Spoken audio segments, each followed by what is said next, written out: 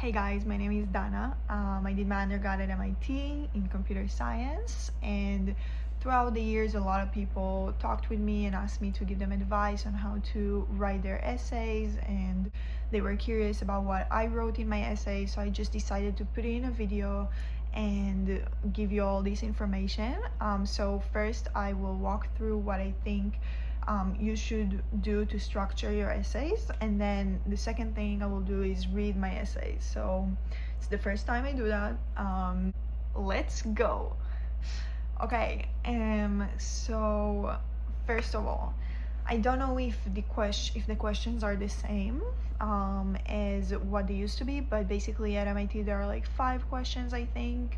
And really each one gives you an opportunity to show who you are. So you shouldn't repeat stuff. You should really, honestly, what I did is I just took a year, and I know not everyone has it, but just like take your time and think about who you are, like write it down.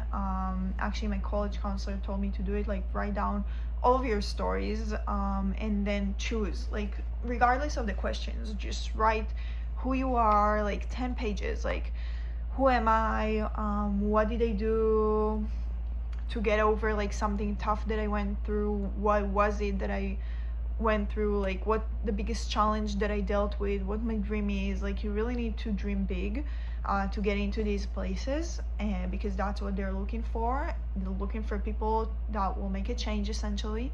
So you have to dream the biggest you can and show them that you can do that and believe in yourself. So I think these are the main things that you need.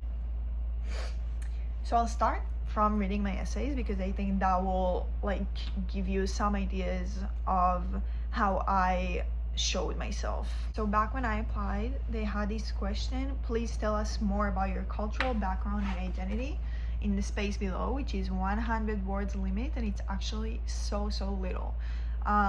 So I said I'm Israeli from a mixed cultural background. My maternal grandparents emigrated from Lithuania and Russia, while my fraternal grandparents from Egypt and Libya. My mother raised my sisters and me by herself, so the daily influence was primarily European. However, I have friends from every culture in the kaleidoscope of Israel's ethnic groups. On Saturday mornings, we meet at a Yemen friend's house to eat jahnu, which is a great dish. On Passover, I eat matzah balls with my family and later celebrate Mimuna with my Moroccan friends. At weddings, we have henna parties. In Israel, we love to combine culture and celebration. I think in this question, I really showed that I have diverse cultures around me and that I really celebrate each one of them, and that we're a mix, everyone, that I'm a mix, my friends are a mix, so that's what I try to show here. And of course everything very positive way. Like I showed Yemen, Morocco, like Ashkenazi Jews, which is like European, and then henna parties, which is can be like Indian or Moroccan, depends on like where they're from. So this question asks about cultural background, but like it's not, I didn't only talk about cultural background. I only put the fact that my mom raised my sisters and I alone. So I told them that I came from like basically women only household, and my mom was like single mother. I grew up without a dad, and here I am. So like it's part of this process. You have to like really realize who you are and like find where to put it.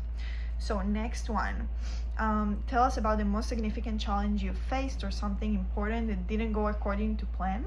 How did you manage the situation? 200 to 250 words.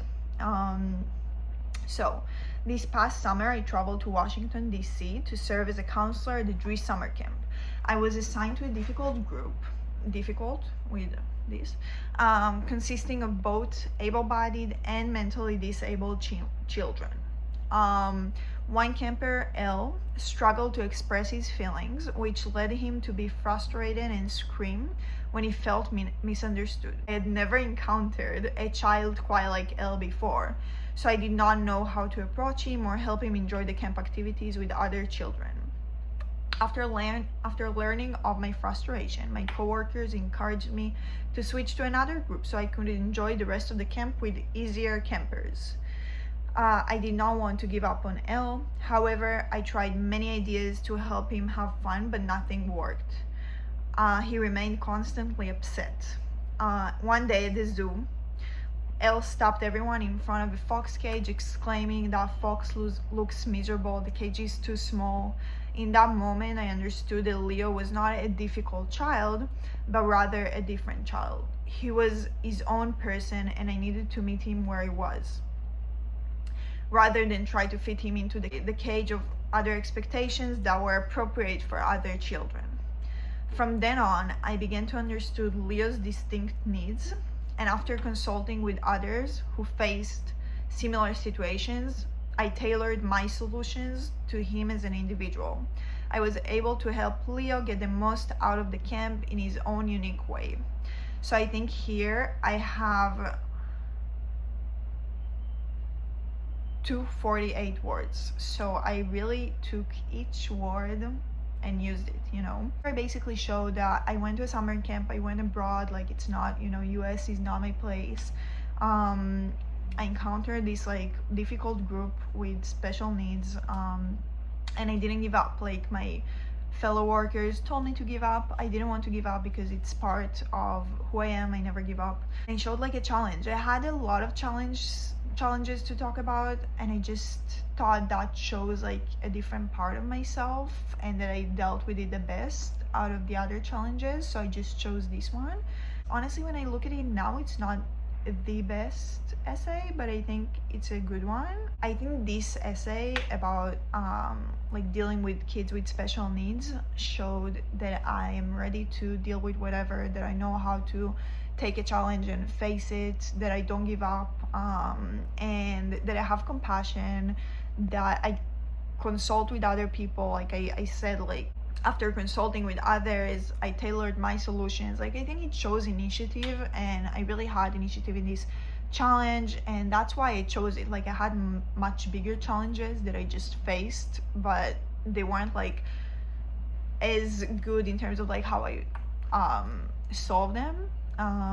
So I decided to talk about this one, especially because I also had like challenges in the army, and I think for American people it's easier to talk about summer camps or stuff like they can relate more, and that was important to me too.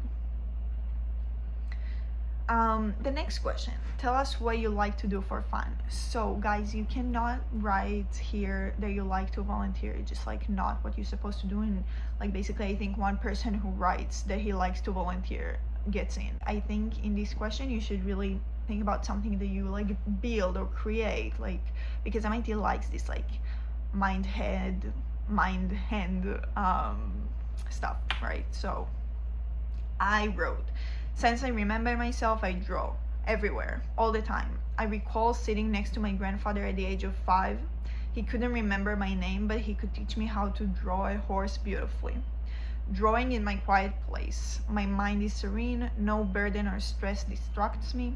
I love the creation process, the opportunity to express myself through pencils, charcoal, I don't know how to say it, acrylic, canvas, and paper. I draw everything, but I like to convey human expressions best.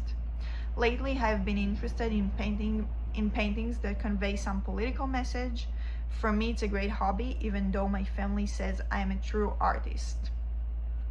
So, this question was 100 words, and I used 100 words. Actually, it's 110, so I think I somehow removed it. I don't have the final one, but it's not that deep. I think in this question they just want to see that like you have your own life and you're not only just like doing extracurricular activities and like volunteering to get into like college. I think they just want to see that you're cool and like to build, play music, and like how you see it. It's like about how you show it.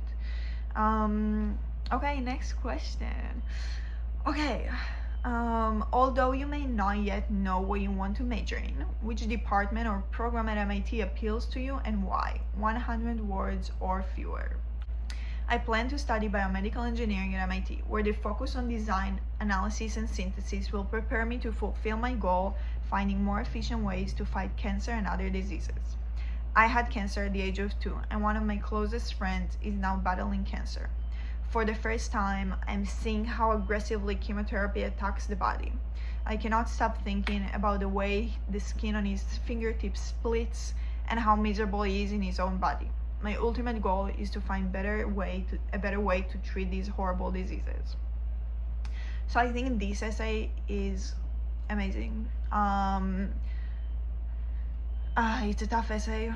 I really open up about myself, my struggle, my friend's struggle who passed away unfortunately, and yes, I talk about like my biggest dream, which was to find a cure for diseases.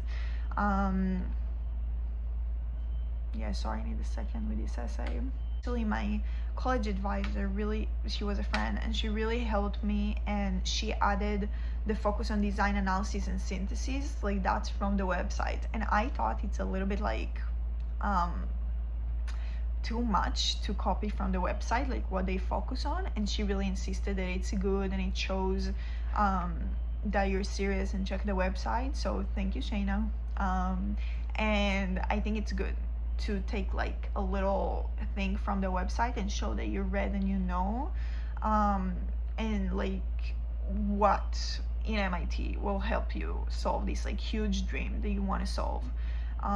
Like why they should take you and not another person who want to solve this, like why you should go to MIT and not Carnegie Mellon, you know. So like you should really focus on like what in the program at MIT like makes it better. And I think just writing about like how AI and like computer science is the best at MIT, it's like kind of lame because everyone knows it. Like you should tailor it to your dreams and like it's okay if your dream is like to build the next open AI. You just need to be special, so you have to like tailor it. Like you have to think about something, like you want to build the next AGI, cool, but like why go to MIT? Like why not just like study from MIT OpenCourseWare and like do it yourself, you know? So you have to think about this stuff and like do it. Dream big. Okay. And the next question: describe the world you come from. For example, your family, club, school, community, city, or town. How has the world shaped your dreams and aspirations? So here it's 200 to 250 words. I come from Israel, a true melting pot of cultures and opinions. While it sounds impossible, Israelis love each other like one huge family. The country is so small that we share a great deal in common with all of our fellow citizens, from mutual friends to the places we grew up in. Furthermore, Israelis always try to be there for each other during times of need, whether wartime or just a lost stranger in the street. During the Second Lebanon War, northern Israel was bombed heavily. It was summer, so everyone was worried about the children at home. Many families from Israel's central region opened their homes to families from the north who sought safety. One of my uncle's co-workers from Haifa, Israel's major city in the north, needed a shelter, so we hosted him and his family, Nader, Raiwa, Amir, Karim, and Amina. As a 9-year-old, this was my first real exposure to Arab Israelis. While Jewish Israelis truly feel like a family, our media sadly demonize Arabs. But this experience showed me that they were nothing like the people I saw depicted on the news. Despite differences in culture, we all desire the same thing: peace and security for our families. Hosting this family opened my eyes to aspects of Israel I had not seen before, and helped me increase the size of my Israeli family. This rooted in me the desire to always show people the other side of the story, to choose to understand, accept, and love first. So I think, guys, in this essay I show so many parts of myself. So first, the family that I came from and how we help each other, and help just like fellow citizens we don't even know, you know. I show that I'm really pro-diversity. I show like I think it's an amazing experience to talk about, and of course like you don't like not a lot of people have it, but I think you should just find these experiences that like shape the way you think and how you're different from the rest of your community. And yes, and I think like this rooted in me the desire to always show people the other side of the story, to choose to understand, accept, and love first. That is so important for me, to talk about all sides, to see all sides, and I think it really showed who I am. This experience honestly like changed the way I think, and I showed, like, I think here I just showed, describe the world you come from. They want to see the world you come from, and it's so easy to talk about, like,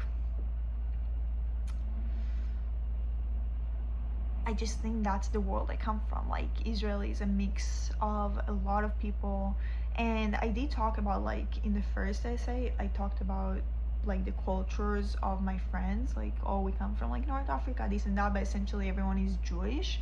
So here I really talked about like what changed my like biggest really shows the world you come from. Like, you have to think what in your community is cool, special, what did you take from it, like how did you deal with it.